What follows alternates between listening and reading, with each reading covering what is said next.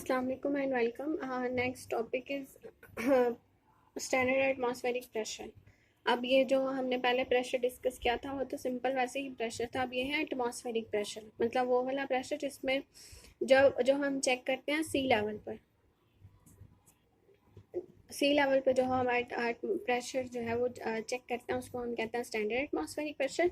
ये इसकी डेफिनेशन लिखी हुई है। It is defined as the pressure exerted by a mercury column of 760 millimetre mercury at height at sea level. आप क्या करते हैं कि सी लेवल पे जाके आप चेक करते हैं, और जो आप क्योंकि आप एटमॉस्फेरिक प्रेशर चेक कर रहे हैं इसके लिए आप कौन सा इंस्ट्रूमेंट यूज़ करेंगे? बैरोमीटर। ठीक है, जब आप बैरोमीटर यूज़ करते हैं तो जिस तरह आप थर्मोमीटर यूज़ करते हैं, थर्मोमीटर के अंदर एक लिक्विड होता है उसको हम कहते हैं मरकरी। तो वो टेम्परेचर चेक करने के लिए वो मरकरी जो है वो टॉप टू बॉटम मूव करता है। इसी तरह ये जो बैरोमीटर होता है, बैरोमीटर के अंदर भी मरकरी प्रेजेंट होता है और वहाँ पे स्केल्स होते हैं और वो किस हाइट तक चला जाता है? 760 मिलीमीटर हाइट तक। तो इसीलिए हम कहते हैं कि जो एटमॉस्फेरिक प्रेशर है वो कितना है? 760 मिलीमीटर मरकरी। यहाँ पे लिखा है ना 1 ATM। 1 ATM stands for atmospheric pressure और ये है 760 मिलीमीटर ऑफ मरकरी। 760 मिलीमीटर उसकी हाइट ऑफ मरकरी, मतलब जो मरकरी था बैरोमीटर के अंदर वो मूव हुआ 760 हाइट तक, 760 मिलीमीटर तक। तो ये HG स्टैंड्स फॉर मरकरी। अब ये जो एक और यूनिट है इसका वो है टॉर। ठीक है, जो 1 मिलीमीटर है वो 1 टॉर के इक्वल है, इसलिए 760 मिलीमीटर 760 टॉर के इक्वल है।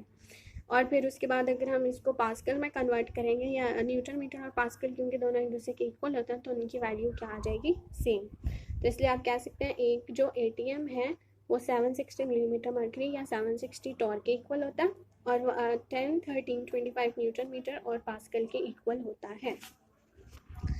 नेक्स्ट जो गैसेस की प्रॉपर्टी है वो है कंप्रेसिबिलिटी। अब कंप्रेसिबिलिटी क्या होती है? कंप्रेसिबिलिटी मतलब किसी चीज़ को कंप्रेस करने की एबिलिटी, किसी चीज़ को दबाने की एबिलिटी। गैसेस के दरमियान में क्योंकि जो एम्प्टी स्पेसेस हैं वो बहुत ज़्यादा होती हैं, इसलिए गैसेस जो हैं वो हाईली कंप्रेसिबल हैं। आप इनको जो है वो इजीली कंप्रेस कर सकते हैं क्योंकि इनके दरमियान में जो एम्प्टी स्पेसेस हैं इनके मॉलिक्यूल्स में वो काफ़ी ज़्यादा होती हैं। जब गैसेस कंप्रेस हो जाती हैं उसके मॉलिक्यूल्स, जब आप उसको दबाते हैं उसके मॉलिक्यूल्स एक दूसरे के करीब आ जाते हैं। जब वो मॉलिक्यूल्स एक दूसरे के करीब आते हैं तो उसका वॉल्यूम कम हो जाता है। यहाँ पर लिखा है कि जो कंप्रेस्ड गैस होती है उसका वॉल्यूम कम होता है और जो अनकम्प्रेस्ड गैस होती है उसका वॉल्यूम ज़्यादा होता है। कंप्रेसिबिलिटी भी ऐसी एबिलिटी है जो गैसेस में ही होती है और ये किसकी वजह से होती है? फ्री स्पेसेस की वजह से। अगर जो है वो फ्री या एम्प्टी स्पेसेस नहीं होंगी तो कंप्रेसिबिलिटी शो नहीं हो सकती।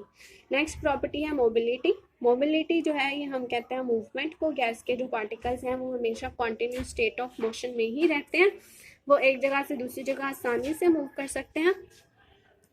अब वो एक जगह से दूसरी जगह मूव करते हैं तो उनके पार्टिकल्स में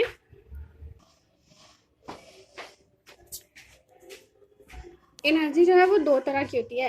एनर्जी की 2 टाइप्स हैं, एक है काइनेटिक एनर्जी, दूसरी है पोटेंशियल एनर्जी। पोटेंशियल एनर्जी ऐसी एनर्जी होती है जो उन ऑब्जेक्ट्स में होती है जो मूव नहीं कर रहे होते, जो एक ही पोजीशन पे होते हैं, उनमें जो एनर्जी होती है उसको हम पोटेंशियल एनर्जी कहते हैं। और वो वाले पार्टिकल्स जो मूव कर रहे होते हैं उनमें जो एनर्जी होती है वो क्या होती है? Kinetic energy.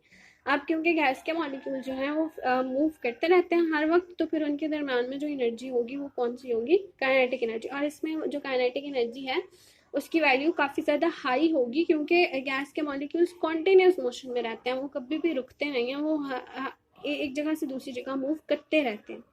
और ये किस वजह से होता है? क्योंकि उनके दरम्यान में एम्प्टी स्पेसेस हैं, फ्री जो मॉलिक्यूल्स हैं वो फ्रीली एक जगह से दूसरी जगह मूव कर सकते हैं।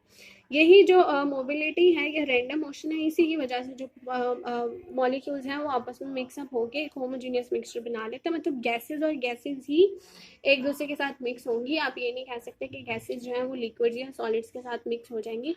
तो ये जो डिफ्यूजन होती है वो गैसेस में ही होती है, इसीलिए यहाँ पर उन्होंने लिखा है होमोजीनियस मिक्सचर, मतलब सेम जो स्टेट्स हैं वही मिक्सचर बनाती हैं। नेक्स्ट इसकी लास्ट प्रॉपर्टी है डेंसिटी। गैसेस की जो डेंसिटी है वो लो होती है। अब इसकी डेंसिटी जो है, अब जो डेंसिटी है वो डिपेंड कर रही है मास और वॉल्यूम पे। यहाँ पे इसका फॉर्मूला लिखा है D = m/v। ठीक है, मास D stands for density, M stand for mass and V stands for volume. अभी आगे मैंने इसका लिंक लिखा है कि डी जो है वो डायरेक्टली प्रोपोर्शनल होती है मास के, मतलब इनका जो लिंक है वो डायरेक्ट है, और जो डेंसिटी है वो वॉल्यूम की क्या है, इन्वर्सली प्रोपोर्शनल, इनका जो लिंक है वो इनवर्स है। इसका क्या मतलब है कि डेंसिटी जो है